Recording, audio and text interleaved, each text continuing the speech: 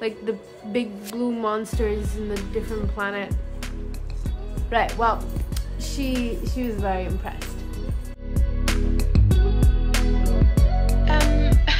New hair, Khushi.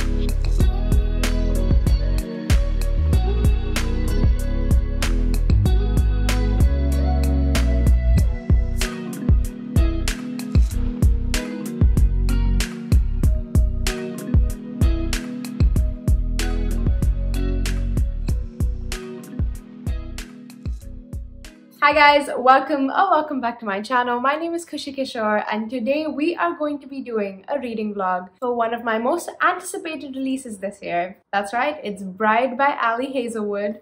Ugh, look at her, she's glowing. So beautiful. A paranormal romance from the queen of STEM romances. I'm very curious. So for those of you who don't know, Hazelwood is a pretty well-loved romance author. She wrote a bunch of STEM romances. There was The Love Hypothesis, Love Theoretically, Love on the Brain. There was also a short story collection somewhere in there. And recently she came out with a young adult, I believe, which was called Check and Mate. And it was her first deviation from the whole STEM romance world. It was about 2 chess players and I haven't read it yet. I do plan to.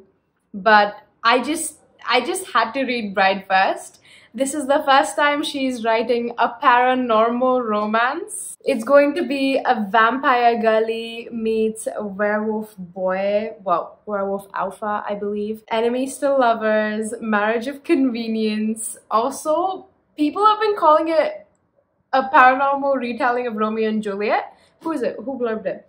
Ruby Dixon is saying that Hazelwood unleashes her sparkling voice and wit on a paranormal Romeo and Juliet.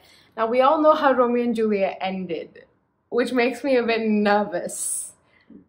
It's an anticipated release. I'm gonna take you through the reactions, the review, da-da-da-da, you know the drill, let's go.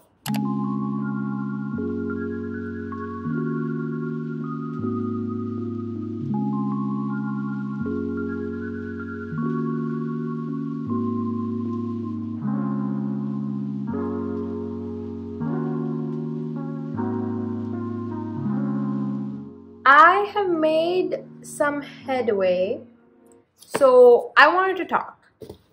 Essentially, this story starts with a marriage of convenience, right? But to understand that, we need to understand a little bit of the history and politics of this world that Hazelwood has built. So the vampires, humans, and werewolves all sort of hate each other.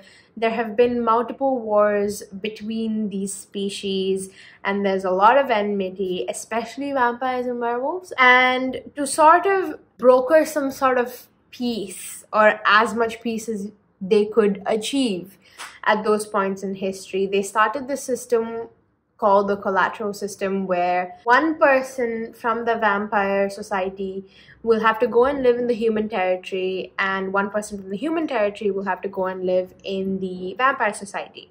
They will be protected and essentially they have to stay there as signs of peace, and the moment shit goes down, they'll be the first ones killed in those territories if anything were to happen. Political prisoner. Our main character happens to be one of these kids. It has to be kids, these people that go as collaterals. They all have to be kids around 8 years old and have to be children of people pretty high up in the government so that it's an important exchange. So Misery, 8 years old, was sent to the human territory and has lived her life with various attempts of assassination that there's on her life. She has a horrible time in life but also finds someone really precious to her, who is Serena. Now, Serena is her best friend, her sister, her family, her home, the only person or place she belongs to. And I love how, even though Serena isn't an active part of the story right now, we get so much of her and Misery's history through Misery's recollections.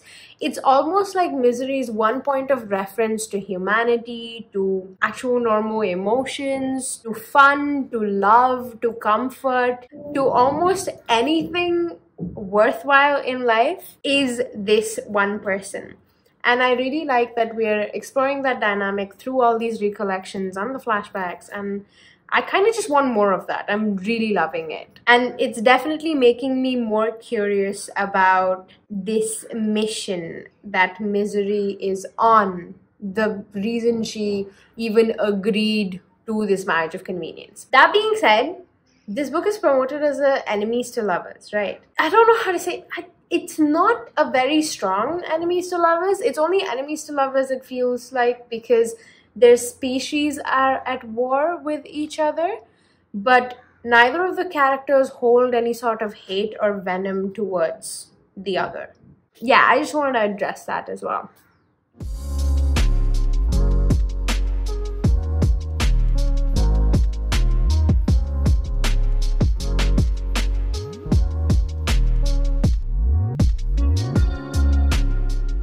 Okay, so I'm not really trying to do this whole sunny filming thing on purpose, but it's just how it's panning out, so sorry. Also, if you can hear the construction in the background, I'm really sorry. There's nothing I can do about it. So just hold out for me, yeah? Just focus on me. Just focus on me. Alright? So we finished Bride. Okay? We finished one of my pretty big anticipated titles for 2024, and I have a couple of thoughts. I'm just going to quickly share them with you. Let's start with why I was so excited for this book. Like I told you, I love werewolf romances, I'm a Wattpad girly. You know the foundations of this story. You know where the love started. It started from shifter romances in Wattpad. And I have read some really good stories on there and some really, really bad stories on there. Bride just happened to come out around a time where I was really wanting to read a Wattpad story again and was hoping that it would be traditionally published. I was curious what was out there in the traditionally published sphere in this subsect of romance, shifter romance. Right? So perfect timing, super excited, and to be fair, all things considered, Ali Hazelwood does deliver. We do get werewolves and vampires, mostly following all the classic things you would expect from these species. Like they do turn into wolves, and vampires do drink blood, and they do hate sunlight. Werewolves live in packs, and there's an alpha, and there's a structure to each pack. And then there's the whole mate concept, and then there's the whole marking concept. If you've read a lot of werewolf romances, you know what I'm talking about. Ali Hazelwood does all of that. So technically, a werewolf romance is delivered. So I'm checking that box. So therefore, do I think this was a decent vampire werewolf story?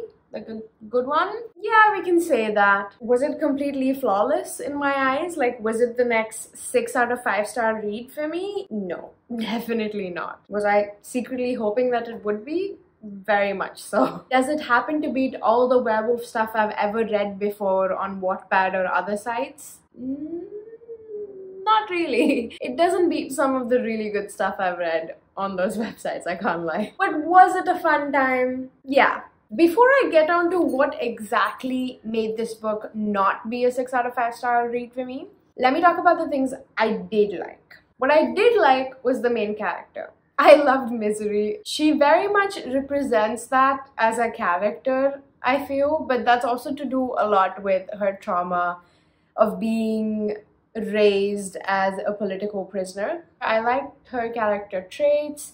I thought she had a really clear character voice. She was really funny. As a character, she has that whole detached, removed, emotionally stunted thing that is obviously coming from all the trauma she's had during her childhood. I feel like her character made sense and it was enjoyable. I also liked that we got a little piece of lore before every chapter began. It's not exactly his point of view exactly, but it is an insight into his feelings, his thoughts, his current situation. And this book isn't a dual POV story, so I think the author sort of tried to make up for that a little bit by giving us a little bit of lore before we start on with the chapter, so that we understand where he's at, what's his inner turmoil, his inner monologue. I also like that whole theme of belonging nowhere, but then finally finding a place to belong to. Finally, let me just acknowledge this scene that is stuck in my head ever since I read it. It's the office scene around page 220. If you've read it, you know. I'm not going to say any more, but whew. Okay, so now there are some things that very much confused me, or that I didn't exactly enjoy as much, or that I expected better from in this story. Misery is a character, fun, a good time. But for how smart she was portrayed in the beginning of the book, like as a tech genius and all, and how determined she was regarding her mission and why she was going forward with this marriage of convenience, she went into this whole situation so unprepared.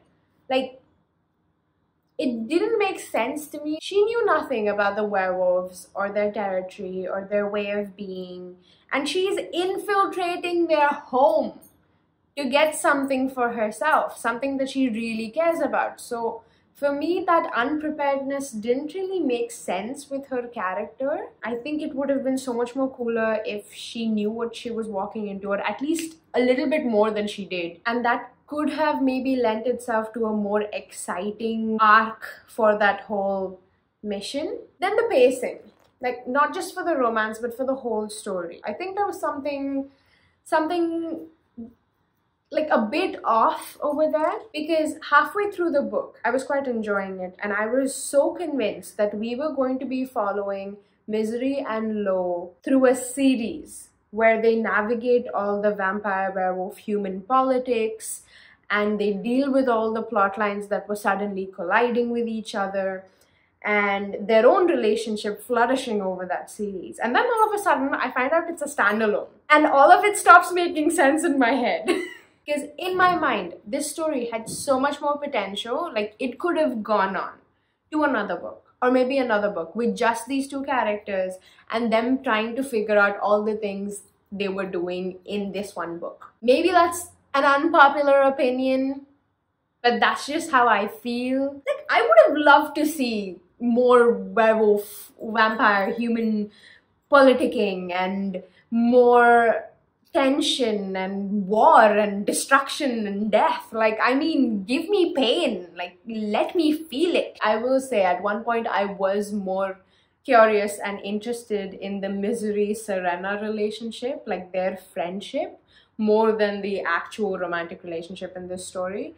And then that again I feel like it was a missed opportunity, because that friendship, there was so much there was so much history, and now there are things going wrong, and I just feel like it was all wrapped up like just so quickly. It just it could have been more rewarding. There's all this juice, like this juicy potential, and I feel like it was just not squeezed out enough, if that makes sense. You know what, I think there's a way I can sum up all these problems into just one thing. My main problem, I think, is that I really wanted this story to be so much more epic and much, much longer than it actually was. I feel like that would have given it more space to draw out more emotions from the readers, make us experience more things. The plot lines could have been juiced better and crafted to match that overall epicness in my head. Like, I can see it being that.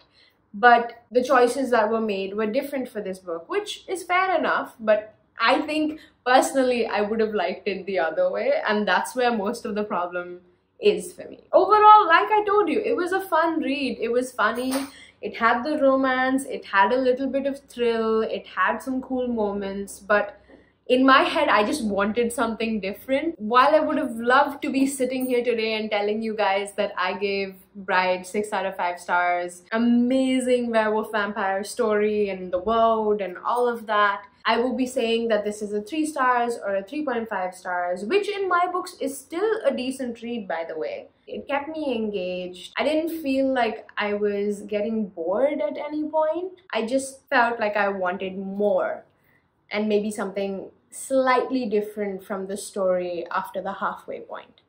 We have finished Bride by Ali Hazelwood. If you have stayed up until this point in the video, then you are absolutely amazing human beings. You are stars. If you did, then I would also request that maybe you consider subscribing to this channel if you like this kind of content. But with that, I am gonna go and probably start a new book immediately. I'm in a reading mood and that's amazing. Thank you so much for watching. Thank you for clicking on this video. Thank you for all your support, especially in the last couple of months. We've invited some new members to the family. Can't wait to have more interactions with you guys. Do hit me up. With that, I think I am going to say sayonara. I'm gonna let you go now. I'm gonna say stay safe, stay healthy, and stay happy. And I'll see you very, very soon in the next one.